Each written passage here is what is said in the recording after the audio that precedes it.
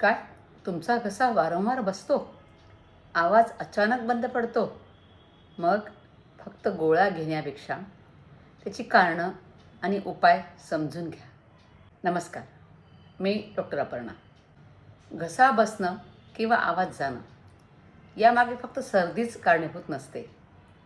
सतत मोठ्यानं बोलणं, व्हायरल इन्फेक्शन, ॲलर्जी, ॲसिडिटी किंवा धूम्रपान यामुळेही स्वरयंत्रावर ताण येऊन आवाज बसू शकतो. अशा वेळी तुम्ही काय कराल? तर भरपूर कोमट पाणी प्या. शक्य तितकी आवाजाला विश्रांती द्या. कुजबुजूनसुद्धा बोलू नका. त्यामुळे स्वरयंत्रावर अजून जास्त ताण येतो.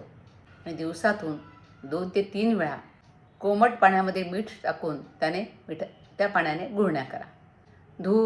धूळ, कोल्ड्रिंक्स आणि अति थंड पदार्थ घेणं टाळा. ॲसिडिटी असेल तर तिच्यावर योग्य उपचार घ्या, कारण त्यामुळेही आवाज वारंवार बसू शकतो. पण लक्षात ठेवा, जर आवाज 2 आठवड्यांपेक्षा जास्त काळ बसलेला असेल, तुम्हाला गिळताना खूप त्रास होत असेल किंवा श्वास घेण्यास त्रास होत असेल किंवा थुंकीमध्ये रक्त दिसत असेल, तर हे साधा घसा दुखण्याचं लक्षण नाही. अशा वेळी तुम्ही ENT तज्ज्ञांचा सल्ला घेणं आवश्यक आहे. आवाज बसला की फक्त औषधांवर अवलंबून राहू नका. योग्य विश्रांती, पुरेसं पाणी पिणं आणि योग्य जे कारण आहेत घसा बसण्याचे, त्यावर योग्य ते उपचार सर्वात महत्त्वाचे आहेत. आणि अशाच आरोग्यविषयक माहितीसाठी हे चॅनल फॉलो करा.